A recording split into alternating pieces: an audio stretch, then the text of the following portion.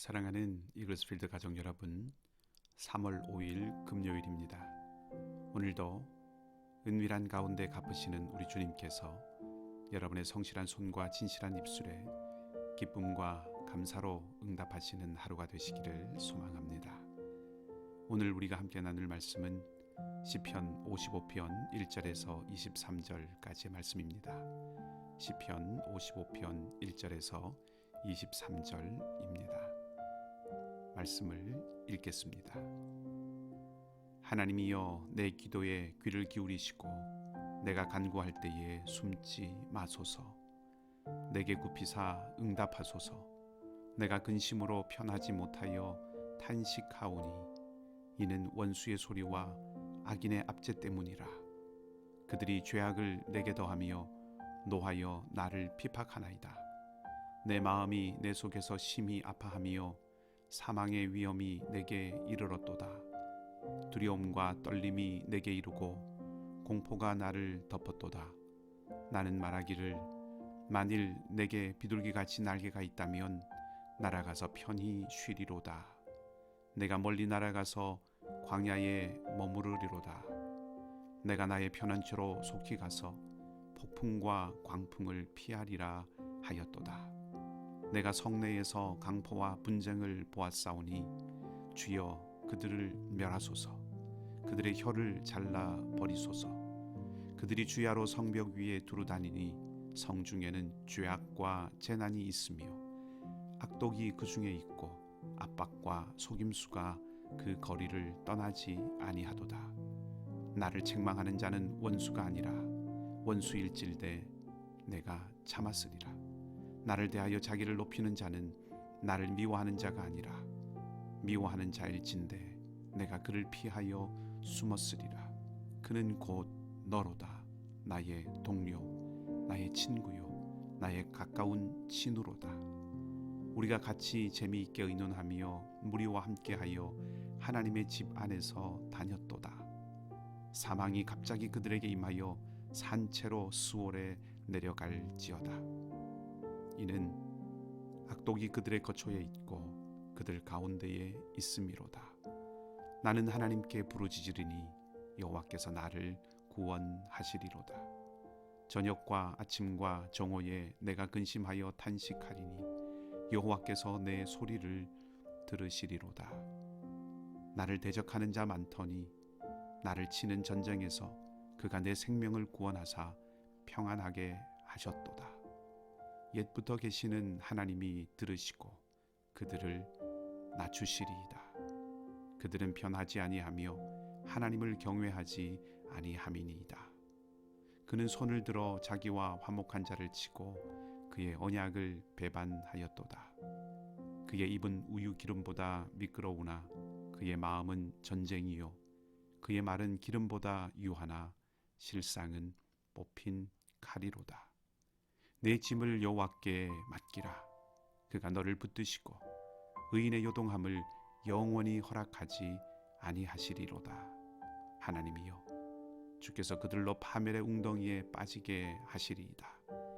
피를 흘리게 하며 속이는 자들은 그들의 날의 반도 살지 못할 것이나 나는 주를 의지하리이다. 아멘. 오늘 시인은 자신의 주변을 둘러싸면서 압박해오고 있는 원수들과 악인들 때문에 마치 죽음 같은 공포에 시달리고 있다고 말합니다. 1절에서 5절까지를 보면 시인의 절박함이 잘 드러나고 있습니다. 시인을 어렵게 하는 많은 것들이 있지만 3절을 보면 특히 원수들의 소리가 자신을 힘들게 한다고 말합니다. 어떤 면에서 상황의 어려움은 차라리 견디기 쉽습니다. 몸이 견디면 되기 때문입니다. 그러나 말의 압박은 견디기 어렵습니다. 혀라는 칼에 마음이 베이기 때문입니다. 그리고 마음을 잃으면 무너지고 맙니다. 또 한 가지 어려움은 가까운 사람으로부터 왔습니다. 시인을 향해서 나쁜 말을 하고 모욕하고 비난하는 사람이 원수가 아니라 친구였습니다. 오경웅이라는 중국 학자가 간결하게 번역한 12절과 13절은 이렇게 되어 있습니다. 차라리 원수라면 견디겠는데, 차라리 적이라면 피하고 말겠는데, 지금은 이렇게나 달라졌지만 일찍부터 친구요 동료였습니다. 14절이 말하고 있듯이 한때는 우정과 신뢰를 나누었던 사이였고, 함께 예배드리던 사이였고, 삶과 신앙의 이야기도 주고받던 관계였던 사람이 지금은 악한 말로 시인의 마음을 도려내는 사람이 되어 있다는 것이지요. 큰 아픔입니다.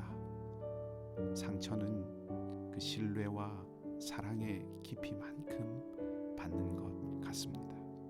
그러니 가까운 사람에게 상처를 받으면 그것이 더 크고 더 아프고 더 매섭고 더 치명적인 것이지요. 뿐만 아니라 오늘 시인을 보면 말로 자신을 모욕하고 공격하는 친구들 외에 성 안에 정의가 실종된 것을 또한 봅니다. 시인이 사는 도시가 강포와 분쟁과 압박과 속임수로 가득하다는 것입니다. 사람들 사이에 정의가, 사랑이 없어지고 그 자리에 탐욕과 다툼이 들어섰다는 것입니다. 개인적으로도 너무나도 힘든 상황이고, 도시는 또한 죄가 가득한 세상이 되어 있다는 것이지요. 나를 보아도 세상을 보아도 소망을 찾기 어려운 총체적인 위기입니다. 그 속에서 시인은 견디기 힘든 자신을 내가 비둘기였다면 이라는 말로 표현합니다. 내가 날개가 있다면 바람을 타고 구름을 넘어서 광야로 날아가 거기 머무를 텐데 라고 하지요. 떠나고 싶다고, 피하고 싶다고 말하는 것입니다. 그런데 광야가 어떤 곳입니까? 광야는 황량하고 건조한 곳입니다. 사람이 거주하기에는 척박하고 머물러 쉴 수 있는 곳은 더더욱 아닙니다.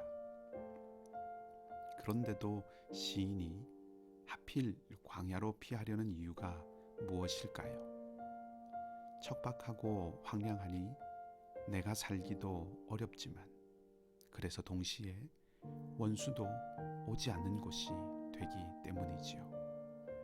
원수와 마주 대하느니, 이런 세상에서 힘들어하느니 차라리 광야에 가는 것이 낫다는 것입니다.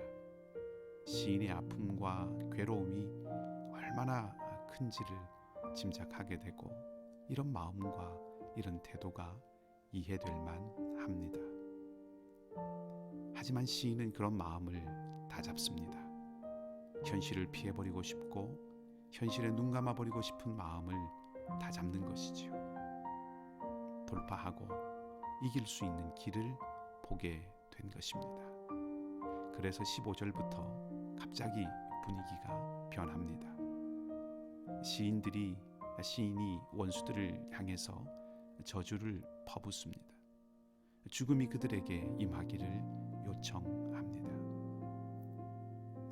어떻게 하나님을 믿는 사람이 힘들다고 이렇게 할 수 있는가? 아무리 힘들어도 이것은 지나치다라고 생각을 할 수도 있을 것 같습니다. 하지만 시인의 이런 태도와 이런 말은 원수를 향한 것이 아니라 하나님을 향한 것입니다. 하나님께서 지금 이 상황에 개입해달라고 요청하는 것입니다. 22절을 읽어보겠습니다. 내 짐을 여호와께 맡기라. 그가 너를 붙드시고 의인의 요동함을 영원히 허락하지 아니하시리로다. 아멘. 자신이 감당할 수 없다는 것을 깨달아 알고 자신을 둘러싼 어렵고 견디기 힘든 상황이라는 짐을 시인은 내려놓는 것입니다. 외면하거나 모른 척하거나 피하는 방법으로 내려놓는 것이 아니라 하나님께 맡김으로 내려놓는 것입니다. 이것을 겸손이라고 할 수 있습니다. 22절의 주어는 2인칭이지요. 시인이 자기 자신을 향해서 말하는 것입니다. 자신을 향해서 격려하는 것이지요. 믿음을 확인하고 스스로를 다잡는 것입니다.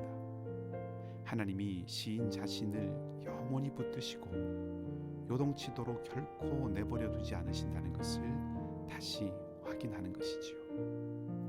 친구의 배신뿐 아니라 악독한 말, 세상의 모든 악독함이 있다고 해도 하나님은 변치 않으시고 진실을 드러내며 정의를 세우시는 분이라고 믿기 때문입니다.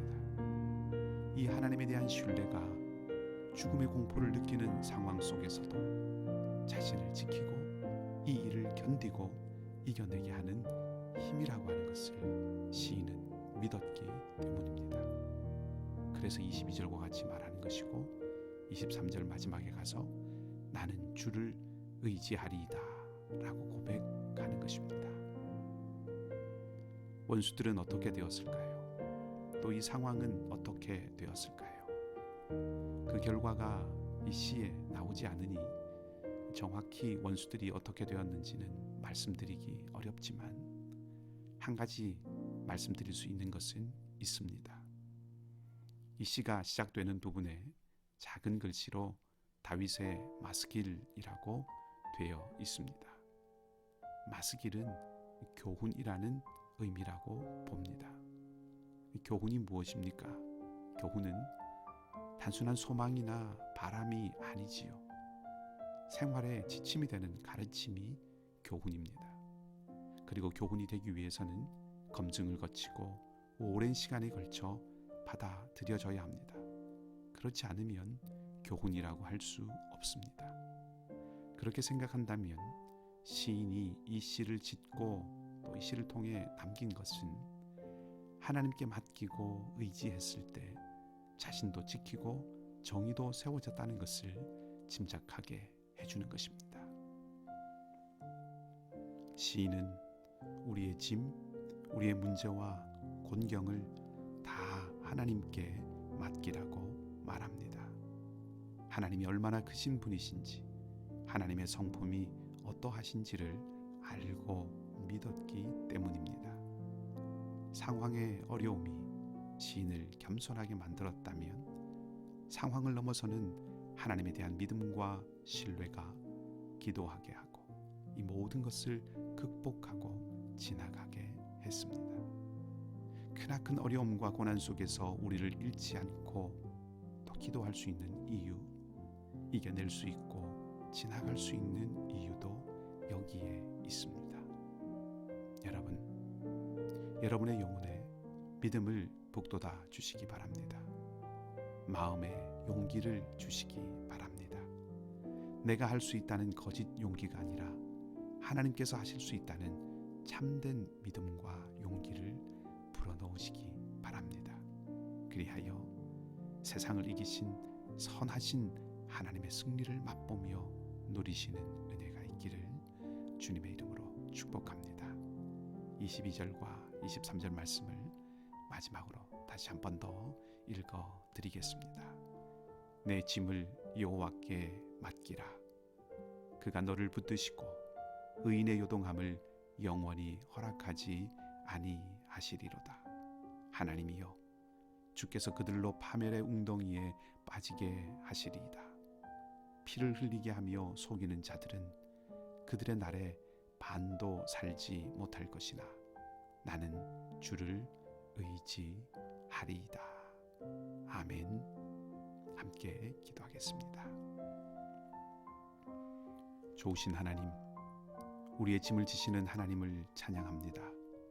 원수들의 압박에서 피할 곳이 없어 죽음 같은 공포에 잠겼던 시인이 하나님께 짐을 맡기고 의인이 요동함을 허락지 않으시는 분이심을 믿고 그 하나님을 의지하겠다고 고백하였던 것처럼 세파에 상하고 흔들리며 마음의 상처와 아픔을 안고 살아가는 우리도 주님만을 의지하겠사오니 우리를 붙드시고 지켜 주시옵소서. 사랑하는 이글스필드 가족들의 삶과 일터에 함께해 주셔서 하나님이 방패가 되시고 피난처가 되셔서 악한 말들, 위협적인 상황들, 흔들리게 하는 많은 어려움들을 이겨내고 견뎌내는 은혜를 더하여 주시옵소서. 주님께 맡기는 믿음과 용기를 허락하여 주시옵소서. 연약한 우리 교우들과 병상에서 회복을 구하는 형제와 자매들을 기억하여 주시고 상록회 어르신들과 어린 자녀들을 지켜주시기를 바랍니다. 오늘도 우리와 함께 하실 주님을 기대하고 소망하며 좋으신 주님 예수 그리스도의 이름으로 기도합니다. 아멘. 말씀을 기억하시면서 각자 기도하시고 오늘도 믿음으로 사는 하루가 되시기를 바랍니다.